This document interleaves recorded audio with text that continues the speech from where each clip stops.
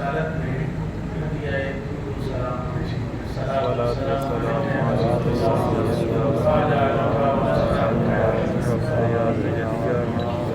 دو آیات بینات میں نے تلاوت کی ہے۔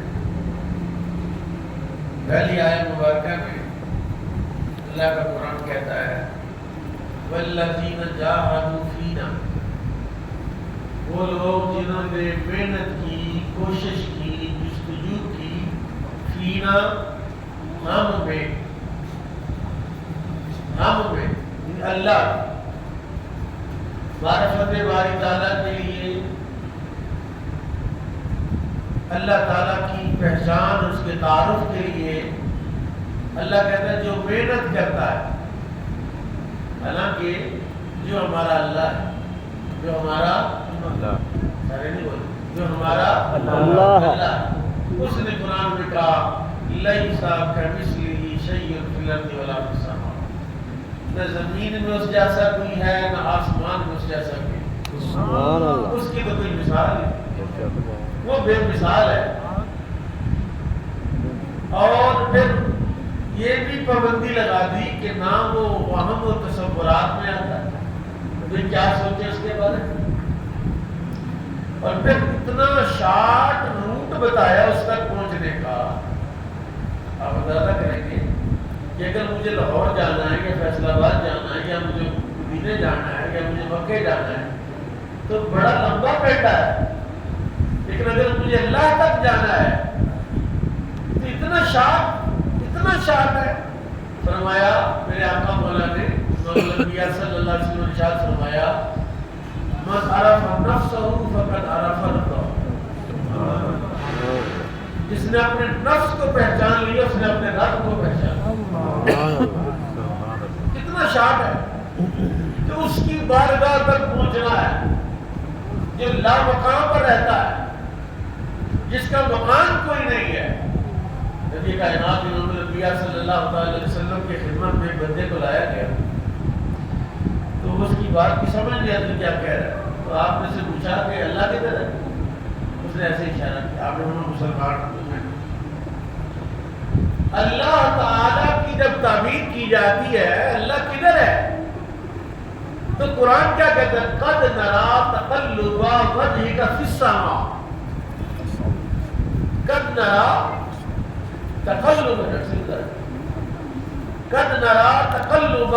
وجهك فی السماء، اللہ کہہ رہا ہے محبوب آپ بار بار جو آسمان کی طرف دیکھتے ہیں، بار بار جو آسمان کی طرف دیکھتے ہیں، آپ کا جو بار بار آسمان کی طرف دیکھنا یعنی رسول پاک صلی اللہ علیہ وسلم بھی اللہ کو دیکھنے کے لیے یہ اللہ کی طرف اشارہ یا کنایا یا جو بھی آپ اس کو کہیں اپنا چہرہ کی طرف کرتے تھے، اور وہ کہتا ہے نحن اقرب الیہ من حبل الورید، میں تمہاری شہادت سے بھی زیادہ تمہارے قریب ہوں، میں اتنا قریب اللہ ہے، ہمارے نفس میں اللہ ہے، ہماری اشارت کے قریب اللہ ہے۔ اور پھر وہ کہتا کیا ہے والذین جاہدوا فینا، علامہ اقبال کا شعر ہے، شاعر کا ترجمہ ہے ہم تو مائل بکرم ہے کوئی سائل ہی نہیں، ہم تو مائل بکرم ہے، اللہ کہتا ہے ہم تو دینے کے لیے تیار بیٹھے ہیں، کوئی مانگنے والا ہی نہیں، ہم تو مائل بکرم ہے کوئی سائل ہی نہیں، راہ دکھلائیں کسے کوئی راہ ربے منزل ہی نہیں، منزل کدھر ہے؟ منزل تو تیرے اندر ہے، منزل تو ہے۔ جناب آدم علیہ السلام کو جب تخلیق کیا گیا فرشتوں نے ان کے پاؤں سے لے کر ان کے حلق تک پوری بادی کو تشکیل دے دی، انگلیاں بنا دی، ٹانگیں بنا دی، پیٹ بنا دیا، سینہ بنا دیا، چہرہ بنانے لگے تو اللہ نے کہا تھا رسول پاک فرماتے ہیں اللہ نے اپنے دست قدرت سے انسان کا چہرہ بنایا، سبحان اللہ۔ آپ جب ایسے ہاتھ اٹھاتے ہیں اس طرح ہاتھ اٹھا کے اللہ انوار کی بارش کرتا ہے، اور پتہ کیوں کرتا ہے؟ اس لیے کرتا ہے کہ آپ نے چند لمحوں کے بعد اس ہاتھوں کو اس چہرے پر پھیرنا جو اس نے بنایا، سبحان اللہ، سبحان اللہ۔ خود بنایا اس نے. والذین جاہدوا فینا لنہدینہم سبلنا. قاضی صاحب فرماتے ہیں، قاضی ثناء اللہ پانی پتی رحمۃ اللہ علیہ، عبادت تو عبادت ہے، شریعت تو منظر ہے، شریعت تو راہ ہے، شریعت تو طریق ہے. اللہ کے راستے پر جانا ہے تو کہاں ملے گا؟ کہاں شریعت میں ملے گا، سنت مصطفیٰ میں ملے گا، طریقہ مصطفیٰ میں ملے گا. لیکن وہ پتہ کیا کہتے ہیں کہ جو حدیث آپ سنتے رہتے ہیں، اللہ کہتا ہے کنت کنزا مخفیا، کنت کنزا مخفیا. خزانہ چاہیے نا، ہر بندے کو خزانہ چاہیے. یہ تو ان بزرگوں کو سمجھ آئی جنہوں نے حقیقی خزانے کو پایا ہے. کنت کنزا مخفیا، اللہ کہتا میں چھپا ہوا خزانہ تھا. فَأَحْبَبْتُ أَنْ أُعْرَفَ، میں نے پسند کیا کہ بندہ مجھے پہچانے. فَخْلَقْتُ الْخَلْقَ، میں نے اپنی پہچان کے لیے تجھے بنایا ہے، اپنی پہچان کے لیے تجھے پیدا کیا ہے. تو اپنے آپ کو پہچان تو مجھے پہچان لے گا. تو پہچان تو صحیح اپنے آپ کو. تو شاید کیا ہے؟ تجھے میرے رب تک پہنچنے کے لیے کہیں لمبا سفر کرنے کی ضرورت ہے. میں قرآن کی آیت کو تو استشہاد کی پیش کر دیتا ہوں. ہمارے آقا تو معراج کی سیر پر گئے، سفر پر گئے، سفر معراج پر گئے. بعض لوگ کہتے ہیں حضور اللہ سے ملاقات کرنے کے لیے.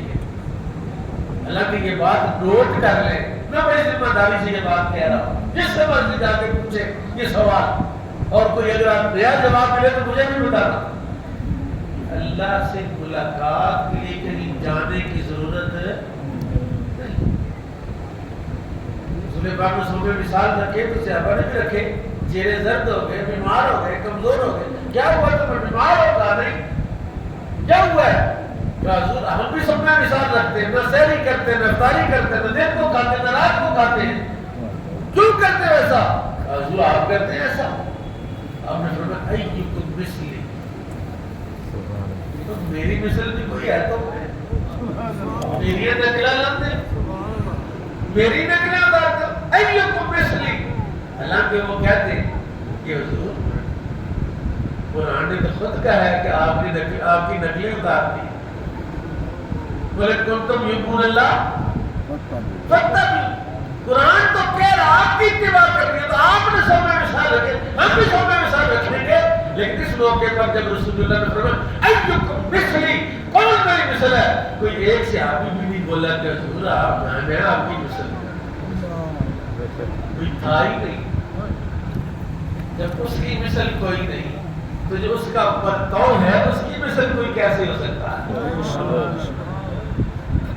مرا تو جمال الحق، میں اللہ کے جمال کا آئینہ ہوں. جس نے اللہ کا جمال دیکھنا ہے محمد عربی کا چہرہ دیکھے گا صلی اللہ علیہ وسلم. تو کیا ہوا؟ ایکم مثلی، میری مثل کون ہے؟ جب یہ بات کی نا چپ، آپ نے فرمایا یبیت ربی، بات ہے یبیت فرمانا آپ عربی میں پڑھ گیا رات گزار کر. یبیت ربی، میں تو رب کے ساتھ راتیں گزارتا. سبحان اللہ. اللہ کہاں ہے؟ لا مقام پر ہے تو راتیں گزارنے کے لیے کہاں جانا پڑے گا؟ کہیں نہیں جانا پڑے گا. رب تو تیرے دل میں ہے، وہ تو تیرے اندر بستا. اندر ہے، لیکن تیرے اندر زندگی اگر ہوگی تو اندر ہر اندر میں تو نہیں ہے. یہ ہر اندر والا دیکھیں ادھر بھی اللہ نہیں، غلط بات ہے. جو رسول پاک نے کعبے کو مخاطب کر کے فرمایا بیت اللہ تیری بڑی شان ہے، لیکن سن تو اس سے کہیں زیادہ شان مومن کے دل کی ہے. یہ ہر بندہ غلط فہمی نہ پڑ جائے کہ ہم مومن ہمارے دل کی بھی شان کعبے سے زیادہ. خبردار، وہ کعبہ ہے، وہ بنائے خلیل ہے، وہ بنائے جبریل ہے، وہ کعبہ ہے جس پر اللہ کے انوارات 120 کی تعداد میں 24 گھنٹے برستے ہیں. تیرے دل پر کیا برستا ہے؟ تیرے دل پر تو شیطان برستا ہے، تیرے دل پر تو دنیا برستی ہے، تیرے دل پر تو پتہ نہیں کیا کیا کچھ برستا ہے. لیکن جس دن تو اپنے دل کو صاف کر لے گا، لِكُلِّ شَيْءٍ سَيْقَلَةٌ، وَفَيْقَلَةُ الْقُلُوبِ ذِكْرُ اللَّهِ، ابھی ذکر ہو رہا تھا اللہ کا، فرمایا ہر شے کی رہتی ہے اور دل کی رہتی ہے اللہ کا ذکر ہے۔ سبحان اللہ۔ اور جب تو رہتی مار کے اس کو صاف کر لے گا نا تو پھر کعبہ میں تجھے دیکھنے آنے کی خواہش رکھے گا۔ سبحان اللہ۔ تو کعبہ دیکھنے جانا چاہتا ہے، پھر کعبہ کہے گا یا اللہ اس کا جلوہ تو دکھا۔ كنت كنزا مخفيا فأحببت الغرفاء۔ میں نے پیدا کیا، قاضی سلام اللہ پانی کی بات عرض کر رہا تھا، انہوں نے کہا وما خلقت الجن والانس الا لیعبدون، کاری جبریل صاحب بیٹھے ہیں، ڈاکٹر مانس صاحب بیٹھے ہیں، انہوں نے کہا الا لیعبدون کا معنی یہ نہیں ہے کہ اللہ کا میں نے انسانوں کی عبادت کے لیے پیدا کیا، نہیں عبادت کے لیے پیدا نہیں کیا۔ اللہ کو اس نے کہا تھا، فرشتوں نے کہا تھا اس کو نحن نسبح بحمدک ونقدس لک،